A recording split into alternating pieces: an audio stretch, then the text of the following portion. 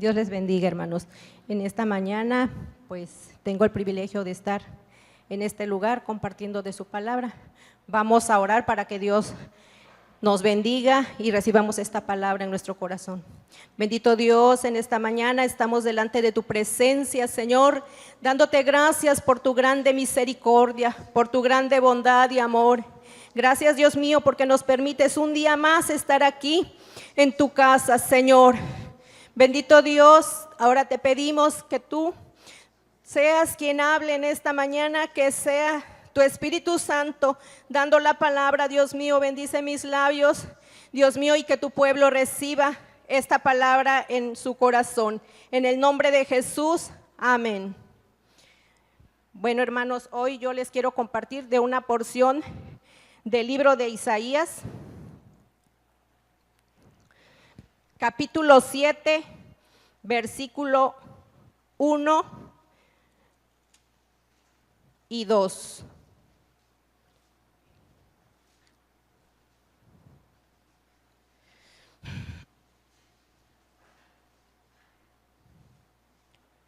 Vamos a leer todos unidos.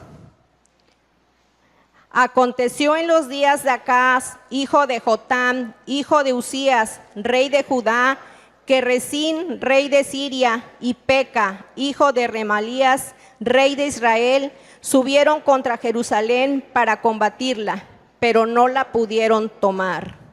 Y vino la nueva a la casa de David, diciendo: Siria se ha confederado con Efraín, y se les estremeció el corazón y el corazón de su pueblo, como se estremecen los árboles del monte a causa del viento.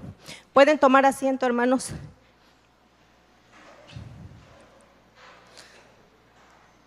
Bueno, haciendo un poco de historia, a la muerte del rey Salomón le sucedió su hijo Roboam, que fue proclamado rey en Siquem. La gente de Israel confiaba en que el nuevo rey se mostraría más condescendiente con ellos, más bondadoso que su padre, y así se lo hicieron saber. En Primera de Reyes 4 dice así: Tu padre hizo pesado nuestro yugo, aligera tú la dura servidumbre de tu padre y el pesado yugo que puso sobre nosotros, y te serviremos. Entonces Roboam, al escuchar al pueblo lo que pedía, fue y consultó a los ancianos. Y los ancianos les dijeron que hiciera conforme a lo que el pueblo le pedía, que bajase los impuestos. Roboam no se quedó conforme con esta contestación y fue y consultó a los jóvenes. Y los jóvenes le dijeron: no hagas esto, al contrario, tienes que mostrar que tú eres fuerte, que el que manda aquí ahora eres tú. Y entonces decidió aumentar los impuestos. En Primera de Reyes 12, versículo 11, dice de la siguiente manera: Mi padre hizo pesado vuestro yugo, y yo lo haré más pesado todavía. Mi padre os ha castigado con azotes, y yo os azotaré con escorpiones. Duro el corazón de este hombre, que en lugar de aligerar la carga del pueblo, pues quiso endurecer su mano contra él. Era parte de soberbia que había en su corazón, un corazón duro, un corazón pesado. El descontento del pueblo de Israel ante la actitud de su nuevo rey pidió la ayuda de Jeroboam. Jeroboam era un antiguo siervo de Salomón. Jeroboam se rebeló contra su rey y una gran parte del pueblo de Israel le siguió. Solo las tribus de Judá y de Benjamín permanecieron fieles a Roboam y formaron el reino de Judá, con capital en Jerusalén. Las 10 tribus del norte proclamaron rey a Jeroboam y establecieron su capital en Siquem. Aunque conservaron el nombre del reino de Israel, así se separaron los reinos de Judá y de Israel, y hubo guerra continua entre Roboam y Jeroboam. Una vez que sucedió esto, el reino quedó dividido: reino del norte, reino del sur. Pasaron los años, pasó el tiempo y al pueblo poco a poco se le fue olvidando que había unos hermanos en el norte, y a los del norte se les fue olvidando que tenían hermanos en el sur. Los escuadrones del Dios viviente se dividieron en dos: el reino del norte y el reino del sur, el reino de Israel y el reino de Judá. Ellos marcaron una línea, una franja territorial. La mayoría se queda del lado de Israel al norte, y la tribu de Judá y Benjamín se quedan con Roboam en el sur. Judá surge como una nueva nación, una nación muy pequeñita. Efraín, que era de los más poderosos de Israel, se queda del lado de Israel. El tiempo pasa, en la tierra hubo división, pero en el cielo no hay divisiones. Dios no dijo: ¿con quién me quedo? ¿Con el norte o con el sur? Mi pueblo está dividido. No, Dios es Dios de unión, Dios no es Dios de rebelión, es Dios de paz. Ahora Siria es el enemigo. Siria era un pueblo poderoso que él siempre estaba tratando de conquistar territorios y más territorios. Siria siempre había deseado tener la porción, gobernar el pueblo de Judá. Entonces va y se alía con Israel, con el pueblo de Efraín, y le dice: unámonos, vayamos y destruyamos a Judá. Israel siempre había querido gobernar en Judá, siempre había estado atacando y atacando a ese pueblo, pero aunque ese pueblo era pequeño, eran pocos en número, pero poderoso en Jehová de los ejércitos. Siempre le ganaban, siempre vencían, y entonces la furia de Israel se encendía cada vez más contra él. Cada vez más era su furia, porque decía: ¿cómo este pueblo debilucho con tan poquitos y yo, mi gran ejército, puedo ser vencido por ellos? Lo que él no sabía es que cada vez que Judá salía en contra de ellos, él clamaba al Dios de los ejércitos para que le librara, y él es el que peleaba las luchas por este pueblo y siempre le daba la victoria. Así como nosotros, cuando clamamos a la voz de Cristo, a la voz de nuestro Padre Celestial, cuando estamos en dificultades, cuando estamos en problemas, Él viene y saca la cara por nosotros. Él va por delante en la batalla contra nuestros enemigos. No hay nada que nos pueda vencer si nosotros estamos del lado de nuestro Padre, que es poderoso. En este momento nos podemos dar cuenta por qué a veces en nuestro trabajo no nos quieren. Porque a veces en nuestra calle, en nuestra cuadra, en el lugar donde estamos, no nos quieren algunas personas. ¿Por qué? Porque ellos ven en nosotros la gracia que Dios nos ha dado, la misericordia que Dios tiene con nosotros, lo bien que Dios nos cuida y nos protege, aunque otros nos estén deseando el mal, aunque otros nos estén deseando vernos derrotados. Ellos ven en nosotros algo diferente, que Dios siempre va a estar cuidando, protegiendo a sus hijos amados. Nosotros servimos a un Dios vivo. Tenemos un Dios que cuando nos enfermamos tiene poder para sanarnos. Tenemos un Dios que cuando estamos en la batalla, Él tiene el poder para librarnos y darnos una segunda oportunidad. Tenemos un Dios que cuando caemos, Él tiene el poder para levantarnos con su misericordia. La gente ve en ustedes esa gracia, pero ellos no saben que nosotros clamamos a un Dios poderoso. Judá ya se dio cuenta que en la batalla nunca le van a ganar, porque Dios es el que pelea por ellos. Los de Siria tienen una nueva estrategia. Bueno, no tan nueva. Es una estrategia que el enemigo ha usado desde el principio.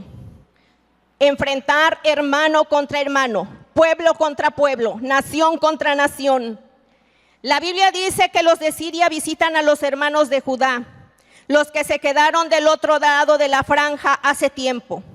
Siria, que es el enemigo de todos, llega al campamento de Efraín, que está del lado de Israel, los cuales eran guerreros por excelencia. Siria visitó a Israel y les dijo. Si alguien quiere leer, por favor, Isaías capítulo 7, versículo 6, por favor. Vamos contra Judá y hacémosla y repartámosla entre vosotros y pongamos en medio de Gracias, hermano. Ahí está Siria. Como no pudo él solo, ahora se está confederando con el hermano de Judá, con Efraín. Ahora va y le pide que se una a él para poder vencer a Judá. Quiere destruirlo, le tiene odio, ya no tanto por desear su territorio, ya no tanto por obtener los despojos de él, sino por obtener la victoria ante ese pueblo que le ha humillado. Les dijo: unámonos y hagamos pedazos a Judá y repartamos los despojos. Algo difícil de entender, pero Efraín se olvidó de que los de Judá eran sus hermanos. A veces nosotros tomamos café con el enemigo. A veces ni te das cuenta cuando estás compartiendo viandas con las personas que son tus enemigas. En pláticas que no bendicen a nadie. No te bendicen a ti, no bendicen tu iglesia, no bendicen tu familia y tampoco bendicen a tu pastor. Pláticas en que se van formulando cosas que no bendicen a nadie. Y ten mucho cuidado de confederarte con el enemigo contra uno de tus hermanos. O a lo mejor alguien se está confederando contra ti.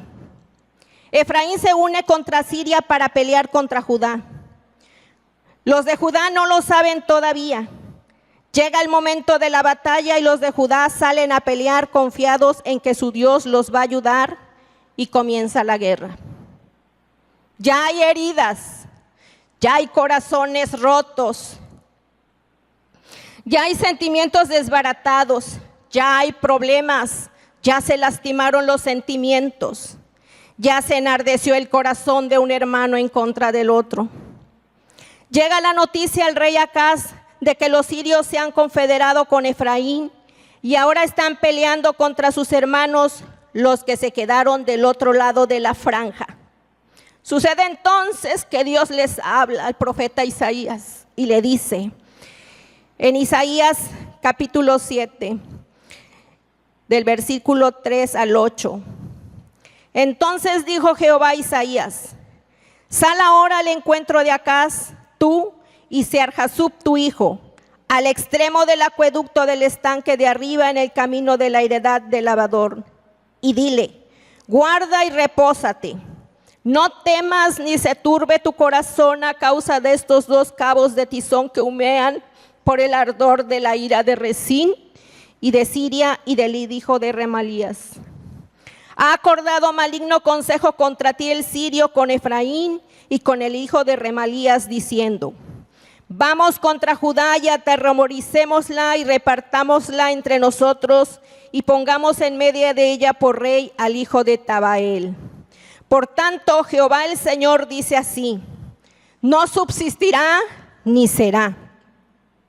Porque la cabeza de Siria es Damasco y la cabeza de Damasco Rezín, y dentro de 75 años Efraín será quebrantado hasta dejar de ser pueblo.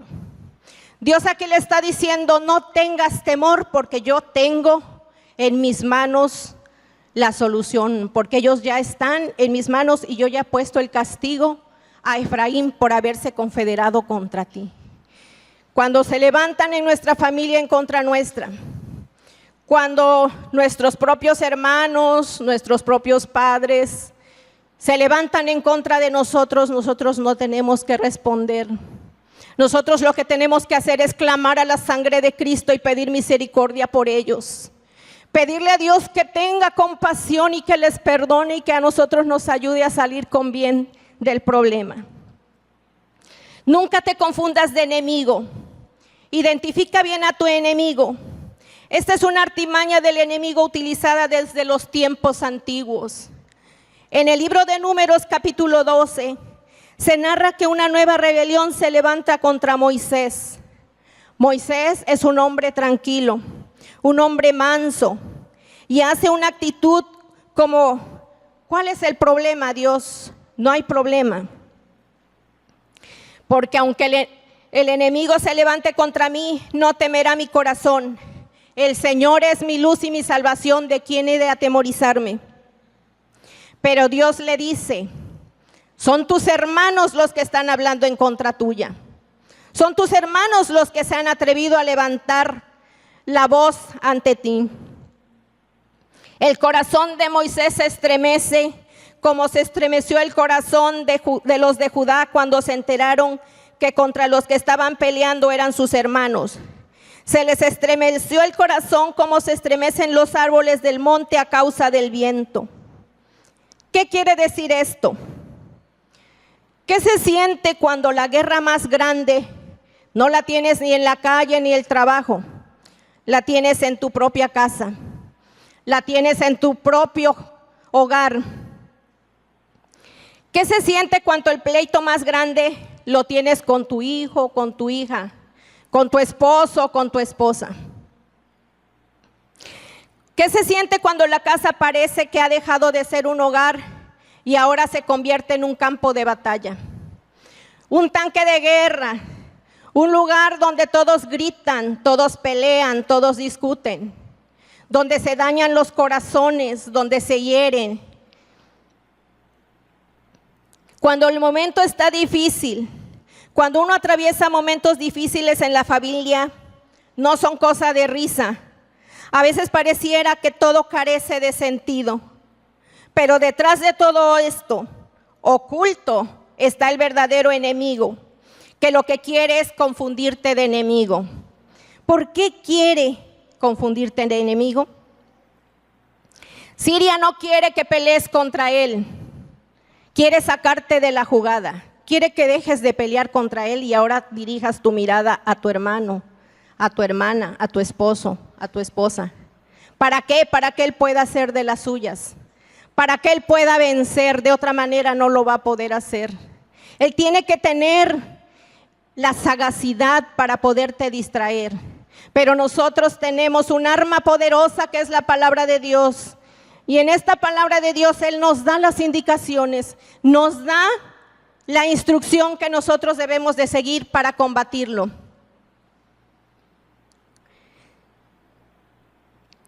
La palabra de Dios dice: lámpara es a mis pies tu palabra y lumbrera mi camino. No me confundiré de enemigo, no pelearé guerras que no me corresponden. Cumpliré bien mi propósito, bien enfocado a lo que Dios me ha llamado. Sordo y ciego a las voces que me hacen daño y firme en aquello lo que el Señor me mandó. Dios le dice a Moisés: no te preocupes, yo ya tomé la cuestión en mis manos y el castigo para tu hermana por criticarte será que morirá leprosa. Y eso era algo terrible en aquel tiempo, morir de lepra. ¿Cuántos en esta situación hubiéramos dicho: sí, qué bueno, y agrégale aún más, que aprenda, que no vuelva a levantar la voz en contra de mí porque yo soy un hijo tuyo y yo soy hijo del Dios viviente? En cambio, Moisés lo que hizo fue clamar a Dios y pedirle perdón por su hermana, decirle: Señor, ten compasión de ella. Veamos en Números capítulo 12, en el versículo 13, cómo nos dice la palabra. Si alguien quiere dar lectura, por favor.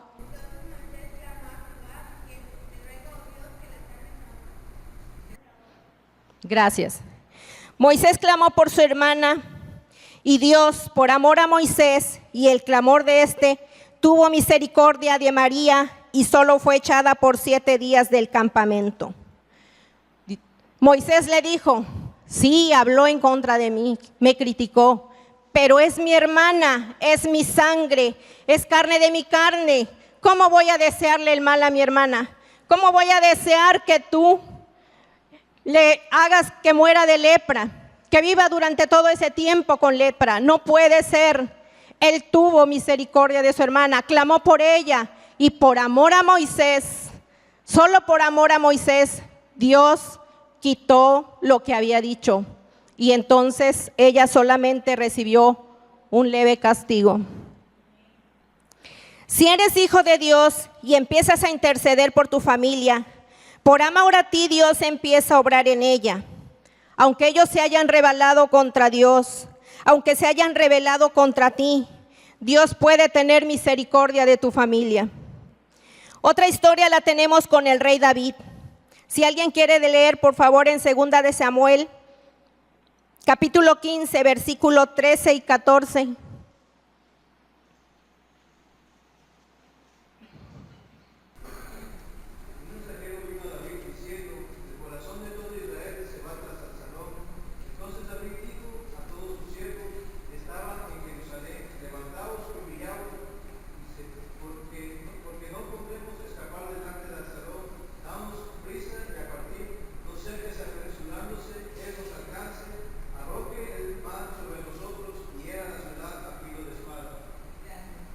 Gracias. Absalón estaba enojado contra su padre. No era de ahorita, era de tiempo atrás, desde que su hermana Tamar había sido violada por uno de sus hermanos y David no había hecho nada. El corazón de Absalón se fue llenando de coraje, se fue llenando de cosas que no convienen y empezó a rebelarse contra él. Él se paraba a las afueras de las puertas de la ciudad para poner al pueblo de David en su contra. David lo sabía, David estaba enterado, pero él nunca se imaginó lo que le esperaba. En esta parte de la Biblia nos damos cuenta cómo llegan y le avisan: tu hijo se ha rebelado contra ti y el pueblo, y viene contra ti. Cuando Absalón se rebela contra su padre, el rey David, ¿qué sucedió en el corazón de David? ¿Qué sucedió en el corazón de David cuando tuvo que huir de su hijo? Su corazón, al igual que los de Judá, se estremeció como los árboles del monte a causa del viento. No era cualquier enemigo, era su propio hijo haciendo rebelión contra él. Ese hijo que crió con amor, ese hijo que meció en sus brazos y protegió, ahora se rebela en su contra y aparte de eso busca su muerte. ¿Qué se siente cuando nuestros hijos se ponen en nuestra contra? ¿Qué se siente cuando nuestro esposo se pone en nuestra contra o nuestra esposa? ¿Qué se siente cuando nos damos cuenta que alguien se ha estado confabulando en contra nuestra y que es de nuestra familia? Nuestro corazón se estremece y duele de tal manera que el dolor es insoportable. Pero tenemos un Dios poderoso al cual podemos clamar y pedir misericordia, que nos ayude a llevar esa pesada carga, porque no es fácil, es algo terrible. Podemos esperar y soportar de cualquier otra persona, menos de quien vive bajo nuestro techo y a quien hemos amado, hemos criado con todo nuestro amor, con todos nuestros cuidados, y jamás cuando los vimos pequeños pensamos que un día se rebelarían en contra nuestra. Ahora veamos otra historia. Vayamos ahora al Monte Calvario. Ahora tenemos a Jesús que sanó 10 leprosos. Ahora tenemos a Jesús que resucitó al hijo de una mujer. Ahora tenemos a un Jesús que sanó a la suegra de Pedro. A Jesús que dio vista a los ciegos e hizo caminar a los paralíticos. Y ahora muchos de ellos están gritando: crucifícale, crucifícale. Y Jesús en esa cruz, mirándolos, observándolos. ¿Qué haríamos si fuéramos nosotros y alguien a quien hemos ayudado nos está agrediendo? Alguien a quien hemos tendido la mano está mordiéndonos. ¿Qué diríamos? Señor, castígale, Señor, que le duela, que caiga fulminado por un rayo. Jesús no hizo eso. Jesús clamó por misericordia y le dijo al Padre: Padre, perdónalos porque no saben lo que hacen. Y Él, pudiendo haber bajado de esa cruz, no lo hizo, sino que derramó su sangre por nosotros. Derramó su sangre por a todos aquellos que estaban gritando que le crucificaran, por todos aquellos a los cuales Él había sanado y ahora estaban en su contra. Ahora vemos en la cruz a un Jesús compasivo que dice: perdónalos porque no saben lo que hacen. Ese es Jesús. ¿Por qué? ¿Qué mérito tiene amar a los que nos aman? ¿Qué mérito tiene bendecir a los que nos bendicen? Si vamos al Mateo capítulo 5, versículo 44 y 47. Dice así: pero yo os digo, amad a vuestros enemigos, bendecid a los que os maldicen, haced bien a los que os aborrecen y orad por los que os ultrajan y os persiguen, para que seáis hijos de vuestro Padre que está en los cielos, que hace salir su sol sobre malos y buenos y que hace llover sobre justos e injustos. Porque si amáis a los que os aman, ¿qué recompensa tendréis? ¿No hacen también lo mismo los publicanos? Y si saludáis a vuestros hermanos solamente, ¿qué hacéis de más? ¿No hacen también así los gentiles? Pero amar a los que te odian y bendecir a los que te maldicen, los que hagan estas cosas serán llamados hijos del Dios Altísimo. Cuando nosotros amamos a los que nos detestan, a los que nos odian, a los que nos hacen mal, nosotros somos llamados hijos del Altísimo, porque fue el ejemplo que Jesús nos puso en la cruz del Calvario. Cuando nosotros bendecimos y oramos por aquel que nos está haciendo daño, nosotros somos llamados hijos del Dios Altísimo. Ahora, para aplicar todo esto, Dios te dice: tu mamá no es tu enemiga, tu papá no es tu enemigo, tu esposo no es tu enemigo, tu esposa no es tu enemiga. Si piensas que tu esposo es tu enemigo, tu esposa es tu enemiga, tu papá es tu enemigo, déjame decirte que Siria ya te confundió de enemigo. Siria ya consiguió lo que quería. Ya hizo que quitaras la mirada de quien es verdaderamente tu enemigo. Si alguien quiere leer Efesios 6, versículo 12. Porque no tenemos lucha contra carne y carne, sino contra principados, contra autoridades, contra los gobernadores de las tinieblas de este siglo, contra huestes espirituales de maldad en las regiones celestes. Bien, gracias. Tenemos un enemigo. Sí, un enemigo de nuestras almas. Tu papá no es tu enemigo, tu mamá no es tu enemiga, tu esposo no es tu enemigo, tu pastor no es tu enemigo. Usted y yo tenemos un enemigo en común que se llama diablo, el cual fue vencido por Jesucristo en la cruz del Calvario, y por la victoria de Jesucristo en esa cruz del Calvario nosotros podemos vencer también. Puede decir o pensar: pero a mí la gente que me dijo que me amaba me traicionó, como Efraín traicionó a Judá. Se han unido para destruirme. No es que no te amaran, no es que no te quisieran. Lo que pasa es que el enemigo los confundió de enemigo y el objetivo para lastimar eras tú. Porque el diablo sabe que en las manos de Cristo, en las manos de Jehová del Dios vivo, tú eres una herramienta poderosa. Porque Dios ya tiene un propósito para tu vida y el enemigo no va a querer que tú cumplas con ese propósito.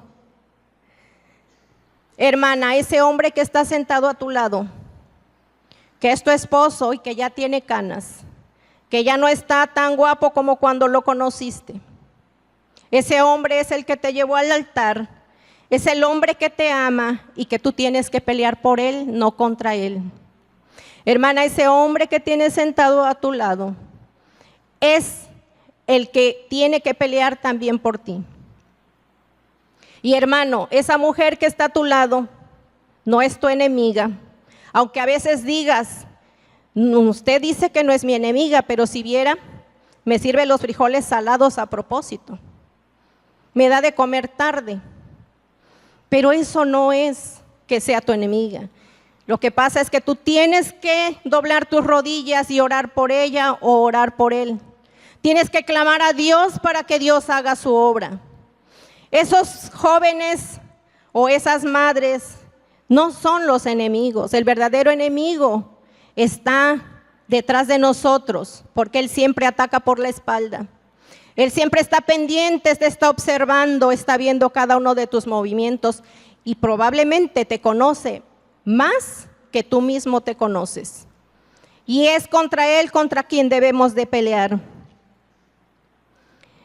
Y te digo en el nombre de Jesús que Dios te ama, tus pastores te aman, tu madre te ama, tu esposo, tu esposa te ama. No pierdas el objetivo, no pierdas de vista quién verdaderamente es tu enemigo. Predica a Cristo y gana almas para el Señor. Algunos dejan de congregarse porque alguien los vio mal, se sintieron ofendidos o alguien no les saludó. Déjeme decirle que por cosas tan triviales está dejando que el enemigo gane, que el diablo se salga con la suya.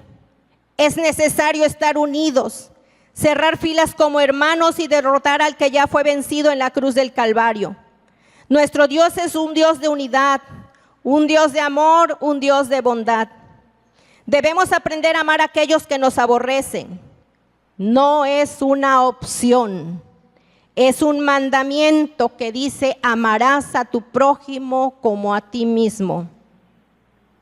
Decídete hoy a clamar por tu familia, a derramar tu alma delante de Jehová por ellos. Que Dios les alcance y tenga misericordia como la tuvo con María, la hermana de Moisés, por amor a Moisés. Que por amor a ti y por tu clamor por ellos, seas restaurados y sean vencedores. No te confundas de enemigo. Sabemos quién es nuestro enemigo: el destruidor de almas, el que anda como león rugiente buscando a quien devorar. Siga adelante cumpliendo el propósito para el cual Dios le ha llamado a este lugar. La Biblia dice: ¿cómo caminarán dos juntos si no se pusieren de acuerdo? Aunque a veces cómo nos cuesta ponernos de acuerdo. Los matrimonios a veces no están de acuerdo, pero se tranquilizan, platican, hablan las cosas y se ponen de acuerdo. ¿Por qué? Porque hay un pacto. Hicieron un pacto de amor, un pacto con Dios. Hay un compromiso, hay una fidelidad. Son palabras claves en esto. Y hay alguien que hizo un compromiso con usted. ¿Y sabe con qué lo selló? Con su sangre preciosa en la cruz del Calvario. Y te dice: si hay alguien que no te ama, ¿por qué me dejas a mí que siempre te he amado? Perdonar no es un sentimiento, es una decisión. Perdonar no es un sentimiento que tú vas a decir: hoy sentí perdonarte, porque nunca lo vas a sentir. Tienes que tomar la decisión de perdonar a aquel que te ofendió, perdonar al que te hizo daño. ¿Cómo vas a perdonar al que te ha hecho tanto daño? ¿Cómo vas a sentir perdonar a un Efraín que se unió con Siria para pelear en tu contra cuando es tu familia? Nunca lo vas a sentir, porque perdonar no es un sentir, perdonar es una decisión. Tú nunca vas a sentir perdonar al que te ha hecho daño toda la vida, pero tú te llenas del amor de Dios y entonces en Dios tú tomas una decisión de ser feliz. Cuando Dios te dice que vayas y perdones a tu hermano, Dios no está pensando en tu hermano, está pensando en ti. Está pensando en tu bienestar, está pensando en tu salvación. Porque el rencor, el recuerdo, es como un ácido que termina destruyendo el recipiente donde se encuentra. Usted debe perdonar, y cuando usted haya perdonado será libre. Si el otro te perdonó o no te perdonó, es cuestión de él. Si te saludó o no te saludó y tú le saludaste, allá él. Usted es libre, usted es feliz para seguir adelante en el nombre de Jesús. Vayamos a 2 de Samuel, capítulo 10, versículo 9 al 12. Si alguien quiere dar lectura, por favor.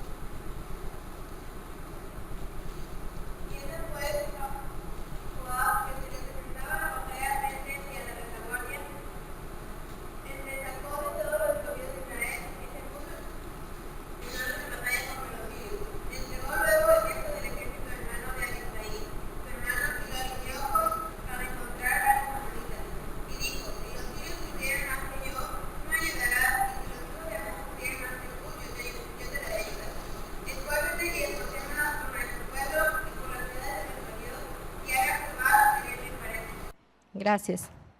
Otra guerra mismo enemigo, mismo pueblo, pero antes de que se dividieran. Ahora la guerra es contra los amonitas. Los amonitas hacen frente al pueblo de Israel, pero como saben que de frente van a perder, tienen que buscar una nueva estrategia. La Biblia dice que contratan a los sirios y les pagan a sueldo para que la trampa sea esta. Les dicen: cuando salgamos a la batalla y salga David con Joab y Abisai, sus capitanes, que son tremendos guerreros, cuando estemos peleando de frente, quiero que ustedes les salgan por la espalda. Así los herirán y nosotros podamos acabar con ellos. Cuando el enemigo pelea y planea cómo destruirte, Dios ya tiene planeado cómo darte la victoria, cómo darte la salida. La Biblia dice que llegó el tiempo de la batalla. David estaba atrás, Joab y Abisai al frente. Y Joab le dijo a su hermano: esfuérzate y esforcémonos por nuestro pueblo y por las ciudades. No hay que andar peleando sin ton ni son, sin ver a quién, contra quién estamos peleando y dando golpes y tumbos. La Biblia dice que entregó todo el ejército en manos de Abisai y lo puso al frente de batalla.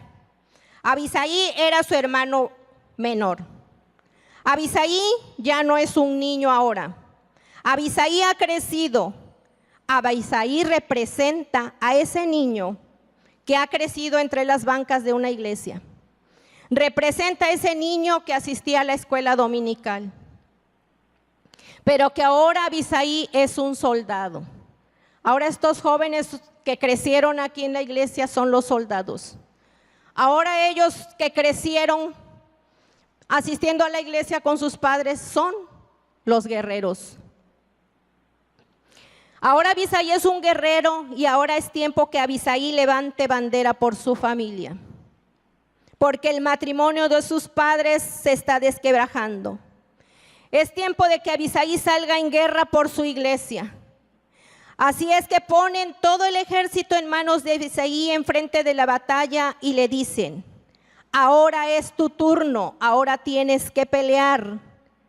Abisai enfrente tenemos a los amonitas y atrás tenemos a los asirios. Y piensa: no voy a poder. Joab le deja todo el ejército y solo se lleva a unos cuantos. Se lleva a los escogidos, a los más fieros, a los más fuertes, a los que son duros en la batalla. Joab le dice a su hermano: tú pelea de frente a Abisai, porque yo con los más valientes a lo único que me dedicaré es a cubrir tu espalda. Yo con todos los valientes le voy a dar la cara a todo el ejército sirio. Tú pelea contra los amonitas, que yo peleo contra los sirios. Yo voy a cubrir tu espalda, pero espero que tú cubras la mía.